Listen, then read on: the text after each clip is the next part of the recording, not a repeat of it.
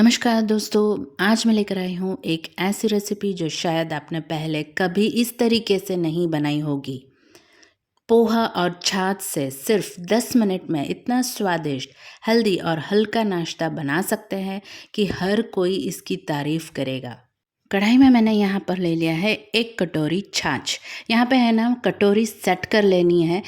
जिस कटोरी से आप छाछ ले रहे हैं उसी कटोरी से हम पोहे का भी मेजरमेंट करेंगे, जो मैं आपको आगे बताऊंगी।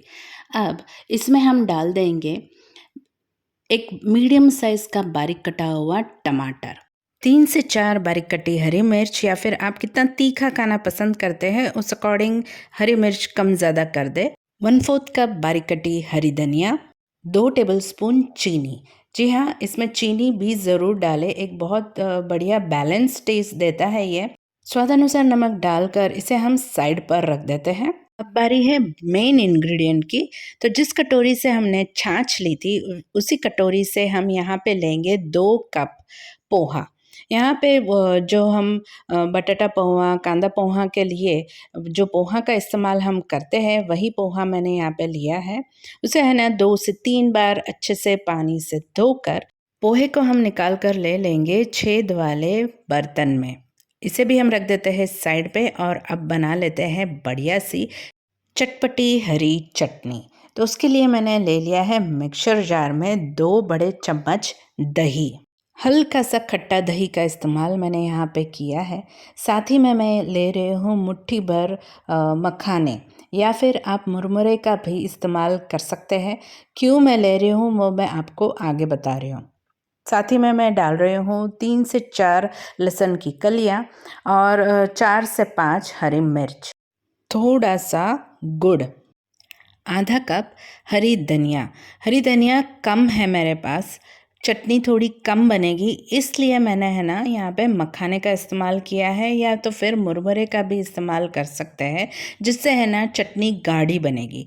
लेकिन हमें यहाँ पे गाढ़ी चटनी का इस्तेमाल नहीं करना है। मैं थोड़ा सा पानी ज़्यादा डालूँगी ताकि जो चटनी की कंसिस्टेंसी है वो सही हो, जिसमें बढ़िया से डिप करके खाया जा सके। स्वाद अनुसार नमक डाल देंगे। थोड़ा सा पानी मैं ऐड कर रही हूँ इसमें, जैसे ज़रूर होगी उस अकॉर्डिंग मैं डाल दूँगी। कंसिस्टेंसी हमें थोड़ी सी पतली रखनी है। बढ़िया से हम इसे पीस कर ले लेंगे। लुक एट द कलर, कितना बढ़िया कलर आया है, ये देखिए। और इसकी कंसिस्टेंसी भी आपको मैं बता देती हूँ। ये परफेक्ट कंसिस्टेंसी हमारी बनी है। तो लीजिए, मज़ेदार सी चटनी तैयार है। छाछ में जो मसाला डालकर मैंने तैयार रखा है वो कढ़ाई मैंने गैस पर चढ़ा दी है। उसमें हम डाल देंगे कुछ ड्राई मसाले, जैसे कि मैं यहाँ पे डाल रही हूँ 1 टेबलस्पून धनिया पाउडर, 1 टेबलस्पून लाल मिर्ची पाउडर। हमने यहाँ पे हरी मिर्ची का भी इस्तेमाल किया है, तो उस अकॉर्डिंग आप लाल मिर्ची पाउडर का इस्तेमाल करें। आप जितना तीखा खाना पसंद करते हैं उस अकॉर्डिंग आप मिर्ची का यहाँ पे इस्तेमाल करें। थोड़ी सी हल्दी पाउडर यानी आधा टेबलस्पून हल्दी पाउडर, और अब इसे लो टू मीडियम फ्लेम पर कुक होने देंगे। देखिए, छाछ में टमाटर और सारे मसाले धीरे धीरे उबलने लगेंगे। जैसे जैसे ये पकेंगे टमाटर अपनी हल्की खटास और मिठास छोड़ेंगे, जिससे छाछ का स्वाद कई गुना बढ़ जाएगा। ध्यान रखें कि गैस की आंच हमेशा मध्यम रखें। तेज आंच पर छाछ फट सकती है, इसलिए इसे आराम आराम से पकने दें। अब देखिए, हल्दी अपना सुंदर सुनहरा रंग दे रही है, लाल मिर्च हल्की तीखापन जोड़ रही है और मसाले की खुशबू पूरे किचन में फैलने लगी है। टमाटर भी धीरे धीरे नरम होकर छाछ में घुलने लगे हैं, जिससे ये जो छाछ है बहुत ही स्वादिष्ट बन जाएगी। बीच बीच में हल्के हाथ से चलाते रहें ताकि छाछ नीचे से चिपके नहीं और हर मसाला अच्छी तरह मिल जाए। कुछ ही मिनटों में आपको ऊपर हल्का सा झाग और छोटे छोटे बुलबुले दिखाई देंगे। यही संकेत है कि हमारी ये छाछ बिल्कुल तैयार है। अब हम इसमें डाल देंगे भीगे हुए पोहे। ध्यान रखें, पोहा पहले से धुला हुआ और हल्का सा भीगा हुआ होना चाहिए ताकि यह छाछ में आसानी से मिल जाए। अब पोहे को धीरे धीरे छाछ में डालते जाएं और लगातार चलाते रहें। एक साथ सारा पोहा डालकर छोड़े नहीं, वरना उसमें गांठें पड़ सकती हैं। हल्के हाथ से मिलाएं ताकि हर दाना छाछ और मसालों के स्वाद में अच्छी तरह लिपट जाए। जैसे जैसे पोहा पक रहा है वह छाछ का स्वाद अपने अंदर सोख रहा है और धीरे धीरे नरम होकर एकदम मलाईदार टेक्सचर तैयार कर रहा है। यही इस नाश्ते की सबसे बड़ी खासियत है। कम सामग्री में भी स्वाद इतना शानदार कि हर कोई तारीफ किए बिना नहीं रहेगा। अब गैस की आंच मध्यम से मैं धीमी रख रही हूँ और बीच बीच में हमें इसे चलाते रहना है। इससे पोहे नीचे चिपकेंगे भी नहीं और समान रूप से ये पक जाएंगे। कुछ ही मिनटों में आप देखेंगे कि मिश्रण हल्का गाढ़ा होने लगेगा। यही सही समय है क्योंकि पोहा पकते पकते छाछ को भी हल्का क्रीमी बना देता है। इस स्टेज पर किचन में जो खुशबू आ रही है वह सच में भूख को दुगना करना देती है। टमाटर की हल्की खटास, मसालों का स्वाद और छाछ की ताजगी मिलाकर ऐसा स्वाद तैयार कर रहे हैं कि जिससे एक बार खाने के बाद आप बार बार बनाने का मन करोगे। मिश्रण हमारा पक गया है कि नहीं, उसके लिए मैं आपको एक ट्रिक बता रही हूँ। ये यहाँ पे है ना, जो हम चम्मच है उसे हम बीच में रख देंगे और अगर ये बिल्कुल भी हिल नहीं रहा है तो इसका मतलब है हमारा मिश्रण परफेक्ट गाढ़ा बन गया है।